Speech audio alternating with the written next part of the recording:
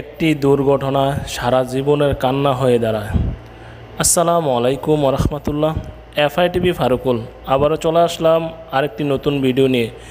যেখান থেকে বসে এবং দাঁড়িয়ে আমার এই ভিডিওটা প্লে করছেন, আপনাদেরকে অসংখ্য ধন্যবাদ। প্রত্যেকে ভিডিওটা না টেনে সম্পূর্ণ দেখুন আর একটি লাইক দিয়ে কমেন্ট করুন। যারা আমার এই চ্যানেলে নতুন, এখন চ্যানেলটিকে সাবস্ক্রাইব করে নেবেন এবং পাশে থাকা বেল আইকনটি বাজিয়ে দেবেন। প্রিয় বন্ধুরা, আসুন মূল বিষয়ে জেনে নেই।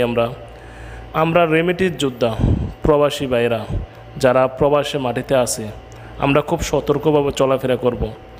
আমরা পরিবার পরিজন আত্মীয় স্বজন সবাইকে দেশের মাটিতে রেখে প্রবাসের মাটিতে আমরা চাকরি করে থাকি।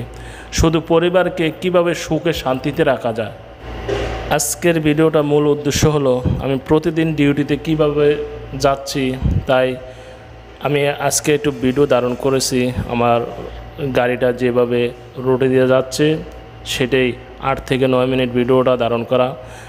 তো যারা আমরা প্রবাসে থাকি, আমরা কিন্তু লং টাইম রাস্তা গাড়িতে গিয়ে তারপরে ডিউটি করতে হয়। কেউ শর্ট টাইম, কেউ যেখানে থাকে সেখানে ডিউটি করতে হয়। তাই আমরা খুব সতর্কভাবে আমরা চলাফেরা করব। আমাদের একটি দুর্ঘটনায় সারা জীবনের কান্না হয়ে দাঁড়াবে পরিবারের।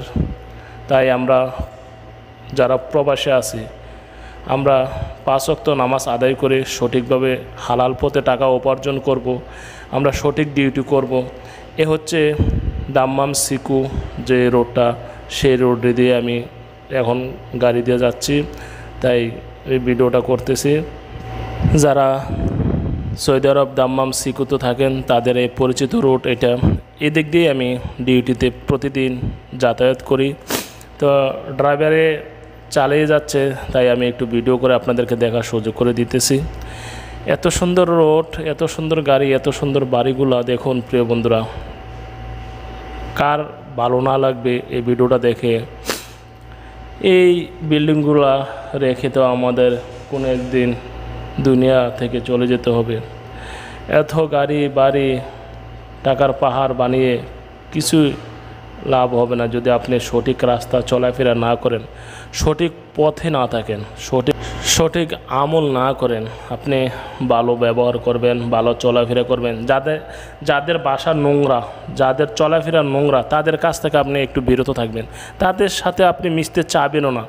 আপনি যদি তাদের সাথে মিশা চলাফেরা করেন, আপনি কিন্তু তাদের মতনই হয়ে গেলেন। তাই আপনি আপনারভাবে আল্লাহর সন্তুষ্টর জন্য 5 ওয়াক্ত নামাজ আদায় করে সঠিক রাস্তা টাকা কিভাবে উপার্জন করা যায় সে চেষ্টাটাই আপনি চালিয়ে যাবেন। দেখুন কি সুন্দর মসজিদ। এখানে দাম্মাম সিকুতে যে মসজিদ, সে মসজিদটাই তুলে ধরেছি আমি।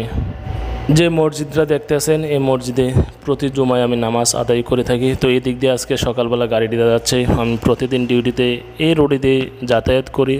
যারা আমরা প্রতিদিন ডিউটিতে যাই, আমাদের জন্য দোয়া করবেন, আমরা যেন ভালো থাকতে পারি, হেফাজত থাকতে পারি, আমাদের যেন কোনো সমস্যা না হয়। প্রবাসের মাটিতে আমাদের ইনকাম দিয়ে কিন্তু দেশের সবাই, পরিবার পরিজন সবাই কিন্তু চলতে পারে। আমাদের কোনো সমস্যা হলে দেশে পরিবার কিন্তু অচল হয়ে যাবে। সৌদি আরব দাম্মাম সিকুর যে রোড, সেদিক দিয়েই প্রতিদিন ডিউটিতে যাতায়াত করা হয়। যারা আমার এই ভিডিওটা দেখতেছেন, হয়তোবা কারোর বাবা, কারোর ভাই, কারোর পাড়া প্রতিবেশী, কারোর আত্মীয় স্বজন, কারোর বন্ধু প্রবাসের মাটিতে থাকে, তাই না? কথাটা কি সত্যি? আপনারা হয়তো ভাবতে পারেন প্রবাসে গেলে টাকার পাহাড় বানানো যায়। আর ভাই, টাকার তো পাহাড় বানানো এত সহজ না।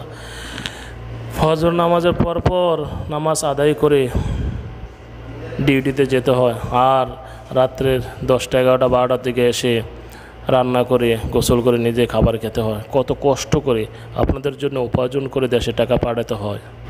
যাদের বাবা প্রবাসের মাটিতে থাকে, আপনারা শুধু 5 ওয়াক্ত নামাজ আদায় করে আপনার বাবার জন্য দোয়া করবেন। মহান রাব্বুল আলামিন যেন আপনার বাবাকে প্রবাসের মাটিতে ভালো রাখে, সুস্থ রাখে। সবসময় বাবার জন্য দোয়া করবেন, বাবার সাথে কথা বলবেন। অনেক পরিশ্রম করে আপনার বাবাই, ভাই চোখের পানি ধরে রাখা যায় না এই পরিশ্রম দেখলে। এই দেখুন এত কষ্ট করে পরিশ্রম করে আপনাদের জন্য টাকা দেশে পাঠাচ্ছে, আপনারা কিন্তু বাবার কামাই কিন্তু অনায়াসে বুক করে খেয়ে যাচ্ছেন। আপনার বাবার কিন্তু শান্তি নেই, আপনাদের চিন্তা, ফ্যামিলির চিন্তায় কীভাবে ছেলে মেয়েকে লেখাপড়া করাবে, কিভাবে সংসার আয় উন্নতি করবে, কিভাবে ভবিষ্যৎ করবে আপনাদেরকে, সে চিন্তা কিন্তু তাদের মাথা সবসময় থাকে বাবাদের।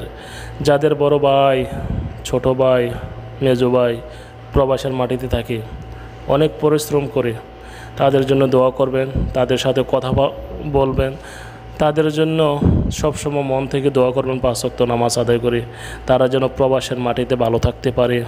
যে বোনদের স্বামী প্রবাসে থাকে, আপনারা সবসময় স্বামীকে হাসি খুশি রাখবেন, কথার মাধ্যমে স্বামীকে প্রেশার দিবেন না, এটা লাগবে ওইটা লাগবে, সে করতে হবে ওই করতে হবে, অমুকে পারে আপনি পারেন না কেন, সেগুলো বলবেন না বোন।